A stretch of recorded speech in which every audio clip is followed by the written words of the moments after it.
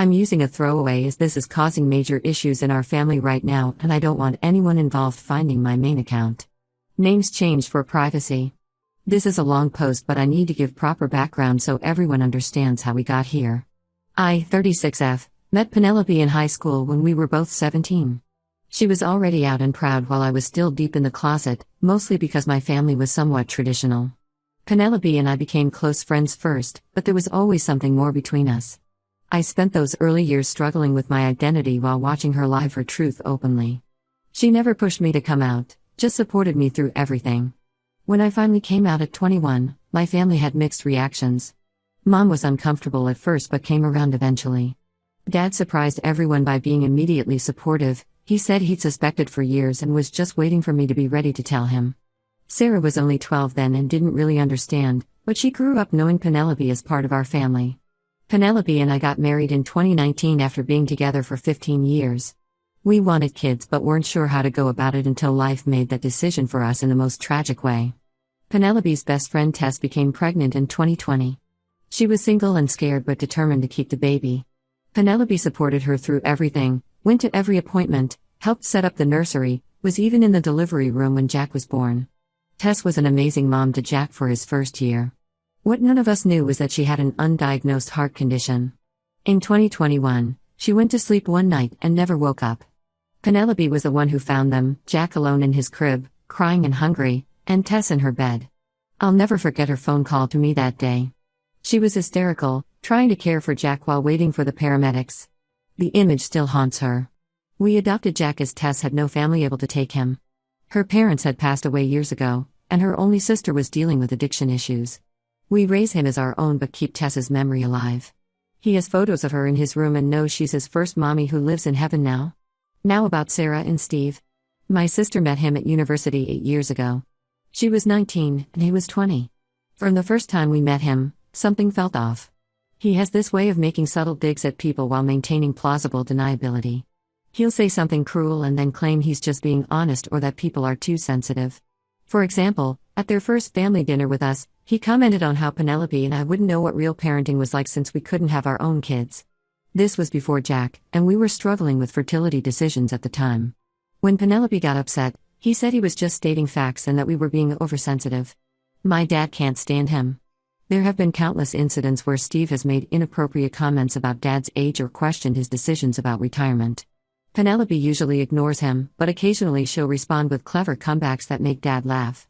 Like when Steve complained about Dad's new car being too expensive for a retiree, Penelope asked if Steve was worried about his inheritance already.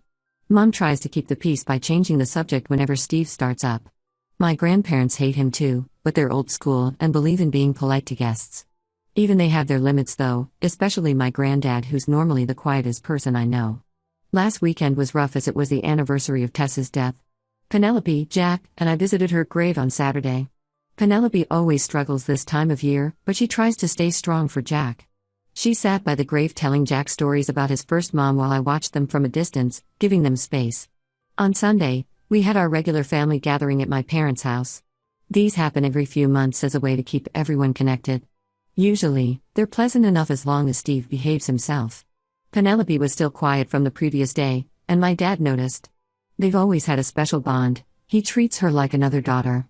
They went for a walk together, something they often do when either of them needs to talk.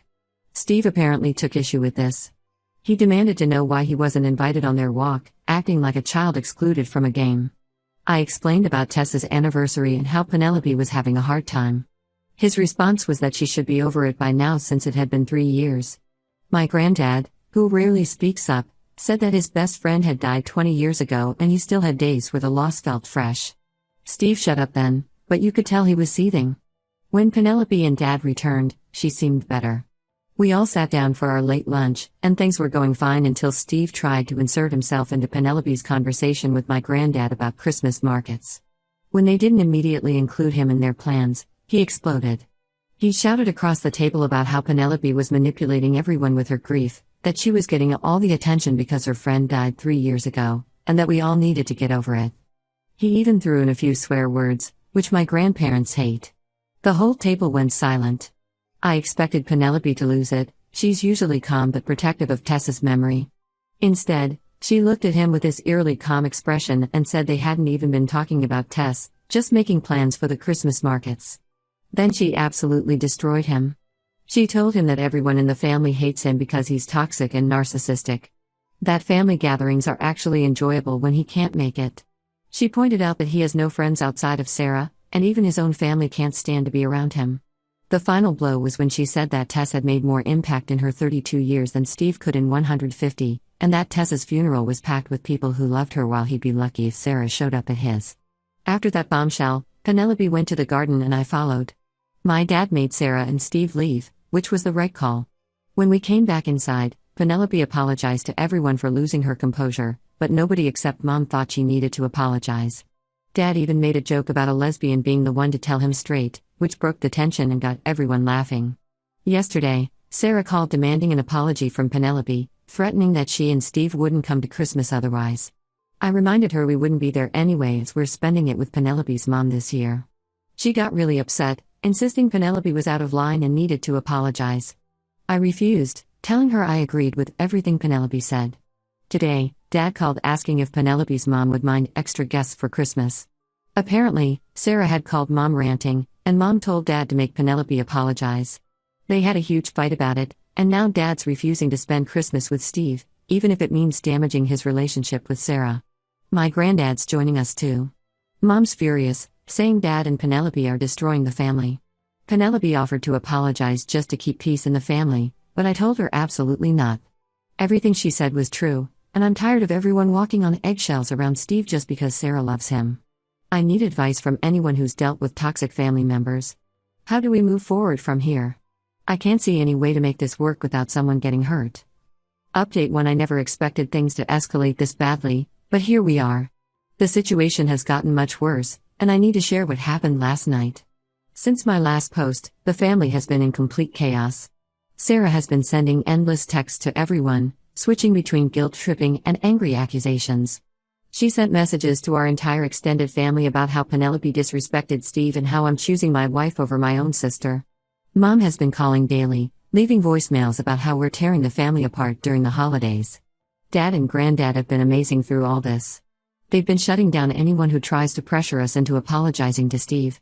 Dad even went off on Mom when she suggested that maybe Penelope was still unstable from Tessa's death, and that's why she lashed out at Steve. He told her she was being cruel and that she needed to stop enabling Steve's behavior. Last night everything came to a head. Penelope and I were home with Jack, having a quiet evening. Penelope was on the floor playing blocks with him while I was in the kitchen making dinner. Around 7 p.m., there was aggressive knocking at our door. Before I could even reach it, I heard Sarah's voice demanding we open up. I looked through the peephole and saw both Sarah and Steve standing there. I opened the door but kept the security chain on. Sarah immediately started crying, saying we needed to talk this out as a family. I told them this wasn't the time or place, and they needed to leave. Steve then did something I never expected. He literally shoulder-checked the door, breaking the security chain. The noise scared Jack, who started crying. Penelope immediately took him upstairs to his room while I pulled out my phone to call the police. Steve barged into our living room, shouting about how Penelope had ruined everything. He was red-faced and looked like he'd been drinking. Sarah followed him in, still crying and saying we just needed to talk. I was simultaneously trying to call the police and my dad, who lives just 10 minutes away. Steve started ranting about how Penelope had humiliated him in front of everyone, how she'd turned the family against him, and how we were discriminating against him because he was straight. He threatened to sue us for defamation and said he'd make sure everyone knew what kind of person Penelope really was. The whole time, Sarah just stood there wringing her hands and occasionally saying, "Steve, please calm down," in this weak voice that made me want to shake her. This was my little sister, who used to come to me for everything, and now she was just standing there while her boyfriend terrorized my family.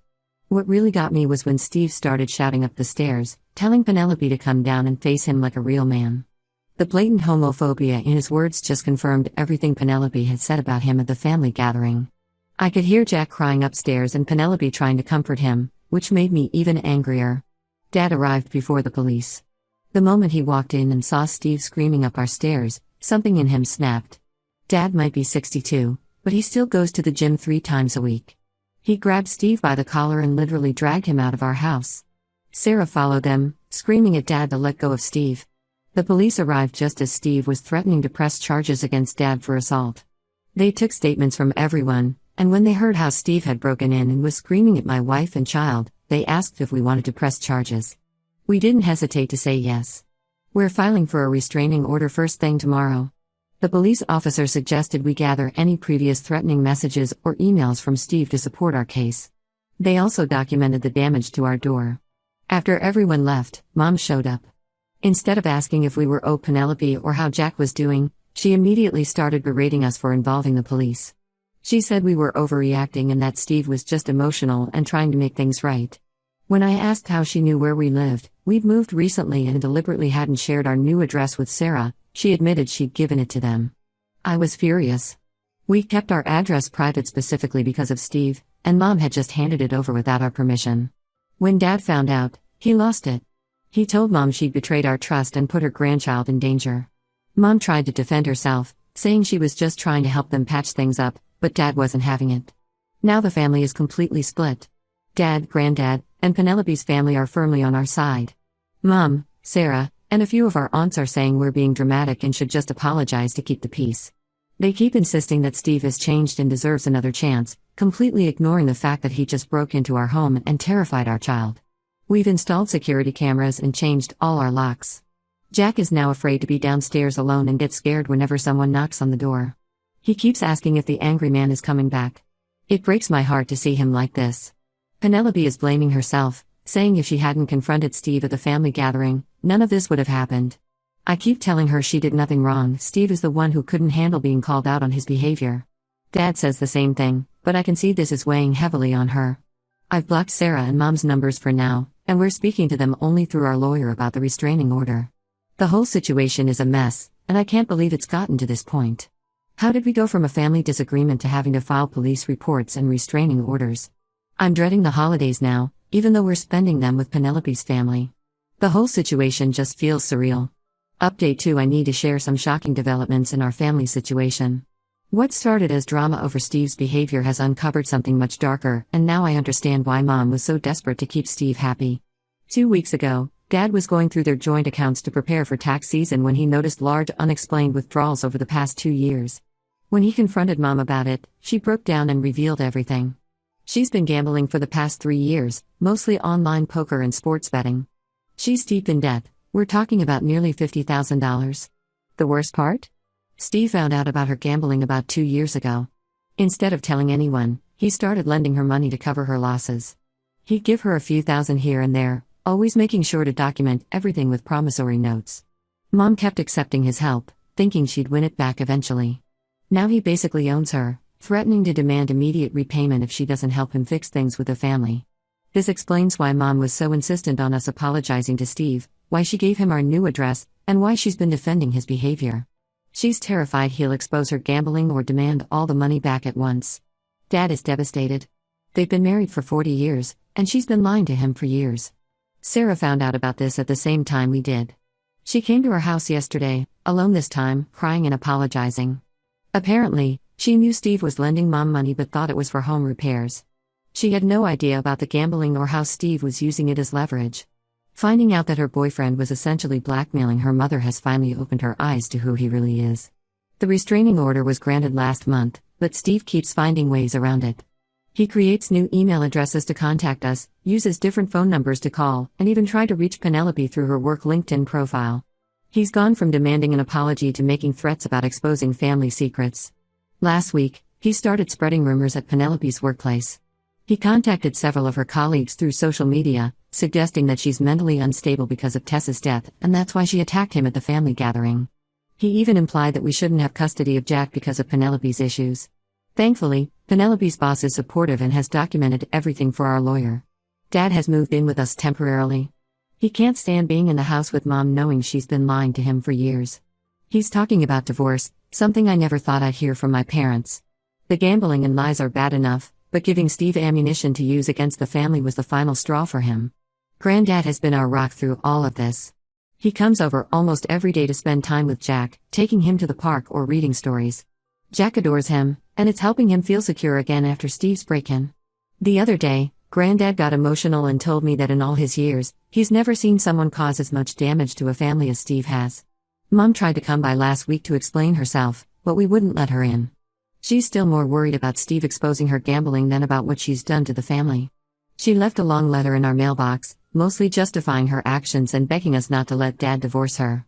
She barely mentioned Jack or how her actions put him in danger when she gave Steve our address. Sarah is staying with friends right now, saying she needs time to think about her relationship with Steve. She's finally seeing all the red flags we tried to point out over the years. The way he isolated her from her friends, how he always needed to be the center of attention, how he used information as leverage against people. I feel like I'm watching my family implode, but at the same time, I'm relieved that the truth is finally coming out. All those years of Steve's toxic behavior, and it turns out he was even worse than we thought. He wasn't just a rude, attention-seeking bully, he was actively manipulating and blackmailing our mother. Penelope is handling everything with incredible grace, but I know this is hard on her. The stuff Steve's saying about her mental health and Tess is particularly cruel. She's started documenting everything in case we need to take legal action beyond the restraining order. Dad's meeting with a divorce lawyer next week. He says he can forgive the gambling, but he can't forgive Mom choosing to protect Steve over her own grandchild's safety. I never thought our family would end up like this, but I guess you never really know what people are capable of until they show you. Update 3. This will be my final update on the situation. A lot has happened in the past 3 months, and I think it's time to share how everything turned out. Dad went through with the divorce after discovering Mom had taken out several loans in his name to cover her gambling debts. She'd forged his signature on loan documents, which made his decision final. The divorce proceedings revealed she owes over $80,000 to various lenders, including $15,000 to Steve. Dad had to refinance their house to pay off the loans in his name, but he's done supporting her financially. Sarah finally left Steve last month. The breaking point came when she found emails between him and Mom where he'd explicitly threatened to ruin our family if Mom didn't help him get back into everyone's good graces. He'd been documenting everything for years, keeping evidence of Mom's gambling and loans as insurance. Sarah said reading those emails made her physically sick. She couldn't believe she'd wasted 8 years with someone so manipulative. Steve didn't take the breakup well. He tried to use the evidence against Mom anyway, but by then everyone already knew about the gambling. When that didn't work, he started showing up at Sarah's workplace. She had to get her own restraining order after he slashed her tires. Mom moved in with Aunt Linda and claims she's getting help for her gambling addiction. She sends emails every few weeks, usually when she's feeling guilty. They're always the same, apologizing for the loans but defending giving Steve our address because she just wanted the family to heal. She still doesn't seem to understand the gravity of putting Jack in danger. Dad found a small apartment near us and sees Jack almost every day. The divorce was hard on him, but he's doing better now. He joined a gym with Granddad and started taking cooking classes. Penelope's mom has practically adopted him. She invites him over for dinner twice a week and they've become great friends. It's nice seeing him smile again. Penelope decided to look for a new job after Steve's smear campaign at her workplace. Even though her boss was supportive, the rumors affected some client relationships. She found a better position at a larger company with better pay, so Steve actually did her a favor in the end. The new company even offers better adoption benefits, which we're considering using in the future. Jack is doing much better after 6 months of play therapy.